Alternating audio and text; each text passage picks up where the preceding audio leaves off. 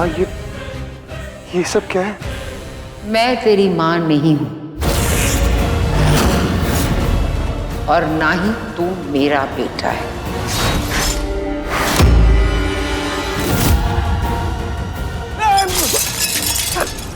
Please सीमा, ऐसा मत करो,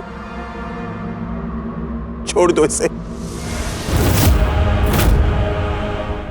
माँ, आप ऐसा क्यों बोल रही हैं? आप ही मेरी माँ है।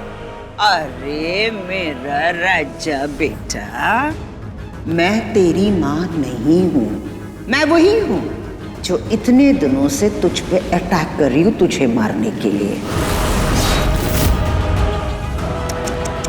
लेकिन धत तेरे की सब कुछ गड़बड़ हो गई। वो तेरी पत्नी है ना प्रथा, लेकर आ गई तेरी असली माँ को। प्रथा खुद को बहुत स्मार्ट समझती है और एक खाक स्मार्ट है। और ये जो खड़ा है ना तेरा असली बाप, जिंदगी भर मेरे सामने भीख मांगता रहा, गिड़गिड़ाता रहा तेरी जान बचाने के लिए। इसीलिए आज तक तू जिंदा है। असली माँ? कौन है मेरी असली माँ? बताती हूँ। वो चंदा, तेरी पत्नी उसे यहाँ लेकर आई ना, और ये वही है तेरी असली माँ। मैं नहीं हूं। ये जो तेरा बाप है ना, इससे मैंने शादी कर ली। कुछ प्रॉब्लम्स थे लेकिन मैंने इसे मना लिया, हम दोनों ने शादी कर ली। लेकिन तेरी बूढ़ी दादी ने, हाँ, तेरी असली माँ को मुझे जिंदा रखना पड़ा क्योंकि उसके पास कोई राज है और उस राज के बारे में मुझे जानना था। प्लीज सीमा, प्लीज छोड़ दो मेरे बेटे को। प्लीज, बहुत साल हो गए, मेरा सब कुछ तो छीन लिया है तुमने। प्लीज प्लीज छोड़ दो इसे। और आपने क्या किया? क्या किया आपने? उस शेष नागिन को जाकर सच क्यों बताया? तुम और तुम्हारी वो माँ, हमारी बीच जो डील हुई थी, उस डील को तुमने क्यों तोड़ दिया?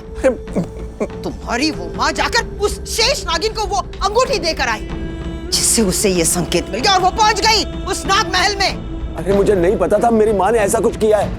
तुम दोनों की वजह से आज उस शेष नागिन को पता चल गया कि मैं असुरों के वंश से हूँ और मैं एक महाअसुर हूँ। कैसे भूल सकता हूँ मैं, कैसे भूल सकता हूँ मैं असुरों का वो वंश, काल के वंश। 22 साल पहले यहाँ अमृत कलश की तलाश में आए थे और सब कुछ तहस नहस करके चले गए। लेकिन प्लीज सेवा, अरे प्लीज मेरे बेटे को छोड़ दो, उसकी जिंदगी तबाह मत करो please. Sorry, I am very sorry मेरे पतिदेव। मैं सीमा, इसे तो मैं नहीं छोड़ सकती। नहीं सीमा, प्लीज छोड़ दो इसे। नहीं ऐसा, आज तो इसे मैं जान से मार ही दूं। अरे नहीं सीमा, नहीं, मैं हाथ छोड़ता हूँ, प्लीज ऐसा कुछ मत करो। नहीं, वो हमारा बेटा है, वो अपना बेटा है। सीमा मत मारो उसे। सीमा, नहीं सीमा, प्लीज प्लीज सीमा।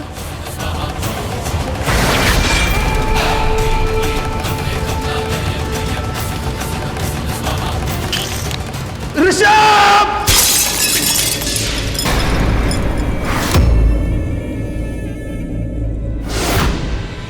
ऋषभ! ऋषभ!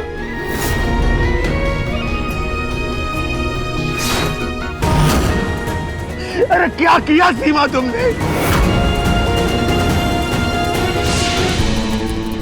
क्या हुआ? अपने बेटे के साथ जाना चाहते हो? नहीं जाने दूंगी मैं तुझे, नहीं जाने दूंगी। पहले ये बता कहाँ है वो? अरे नहीं पता मुझे, नहीं पता वो कलश कहाँ है। उसने आज तक किसी को नहीं बताया है।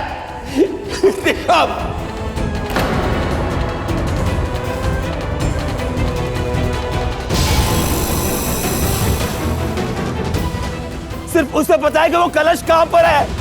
कौन सा कलश?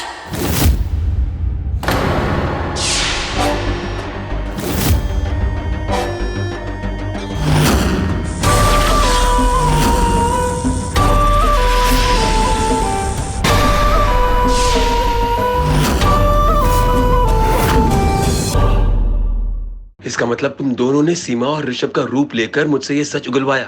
मैं तो तभी जान गई थी कि आपकी याददाश्त नहीं गई है जब ऋषभ जी चंदा माँ को उनके कमरे में ले जा रहे थे। आपका चेहरा मैंने तभी देख लिया था। ऋषभ जी, आप इन्हें इनका कमरा दिखा देंगे? भैया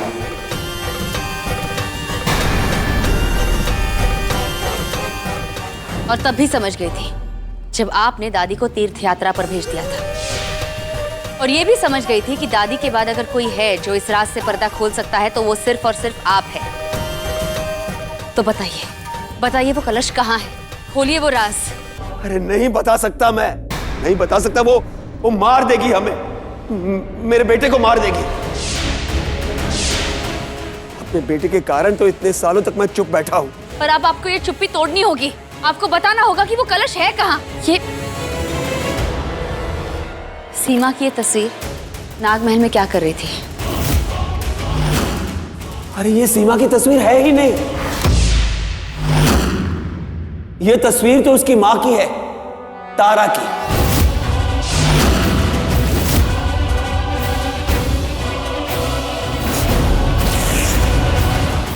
वैसे अब मैं जान गया हूं तुम कौन हो। मैं तुम्हें सारी बातें बता देता हूं। ये बहुत साल पहले की बात है। नाग मंदिर में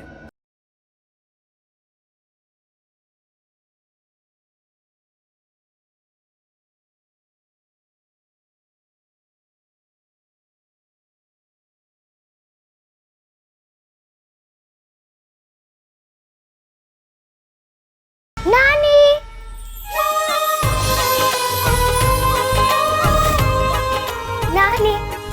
नानी, नानी, नानी जल्दी चलिए, पंडित जी आपका इंतजार कर रहे हैं। चलो। शेष नागिन नागेश्वरी जी की जय हो। विराजी।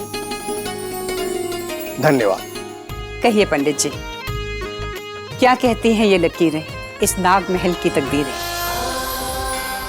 नागेश्वरी जी, आपकी नातिन अति गुणवान होगी।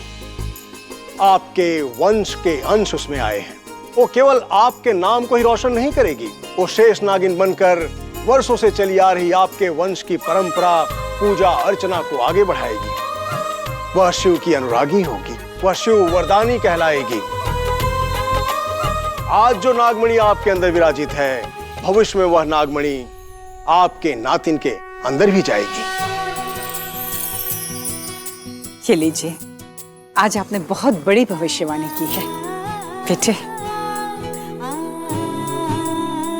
देखो, आज यहाँ मेरी तस्वीर लगी है, लेकिन एक दिन यहाँ मेरी नातिन यानी कि तुम्हारी तस्वीर लगेगी। पंडित जी, सबका भाग्य बताइए। आप बताइए, महक के भाग्य में क्या है? दिखाओ बेटे।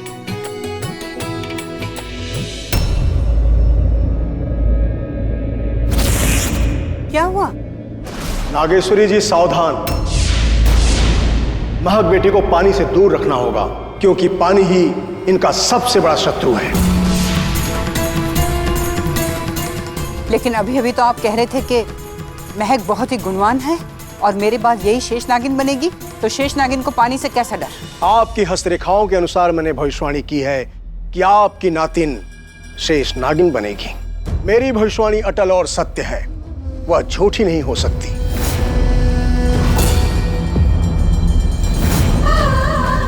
शेष नागिन तो अजन्मी नातिन भी तो हो सकती है। पंडित जी, ये आप कैसे कह सकते हैं कि मेरी बेटी के कोख में जो बच्चा है वो लड़का है या लड़की? आपने भविष्यवाणी कैसे कर दी? अब तो मुझे आपकी सारी बातों पे शक हो रहा है। हो सकता है कि मेरा भी भाग्य आपने गलत बताया है। शेष नागिन की जय हो। आपसे कोई मिलने आए हैं, द्वार पर हैं। कौन आया था उनसे मिलने उस रात? बताता हूं।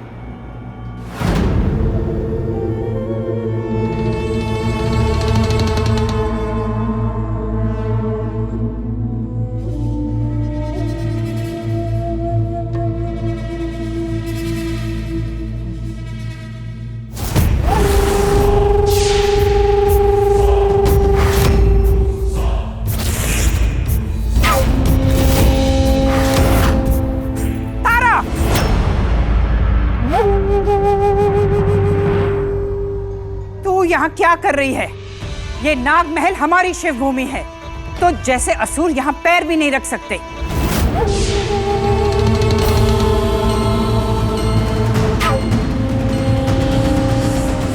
करोड़ों सालों से तेरे और हमारे परिवार के बीच में झगड़े चल रहे हैं। कर्मों ने कर्मों को चुन लिया। सालों से हमारी भक्ति देखकर शिव ने हमें चुना और इस नाग महल की शक्ति की सत्ता हमें दी, तुम्हें नहीं। और इसी वजह से आज तक के तुम असुर गुस्से की आग में उबल रहे हो। तुम्हारी शक्ति, तुम्हारे पूजा पाठ, तुम्हारा ये नाग महल, तुम्ही को मुबारक। नहीं चाहिए, नहीं चाहिए ये राजपाट, नहीं चाहिए। चाहिए तो नागमणि, वो मणि मुझे दे दो। मणि, मणि तुझे कभी नहीं मिलेगी।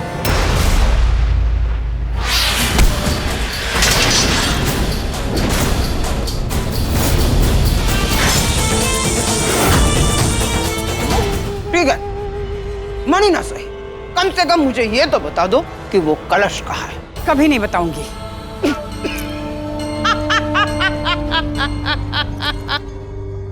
मत दो, मेरा नाम भी तारा है, तारा। और जिस दिन मेरी ये चमक उस तक ले जाएगी ना, उस दिन मैं तुमसे तुम्हारा सब कुछ छीन लूंगी।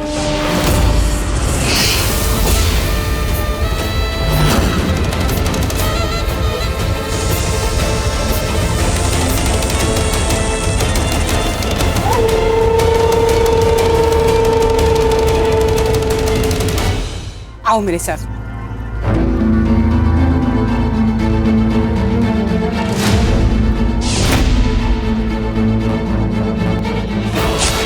माँ,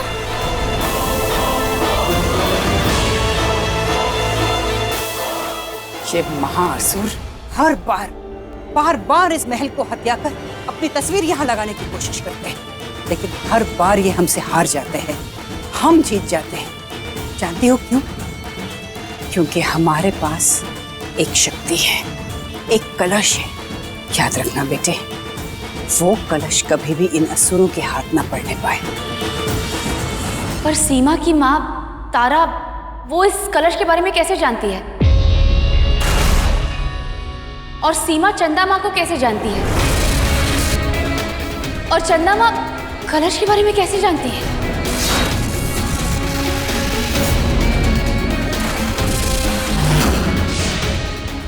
बताता हूं, सब कुछ बताता हूं।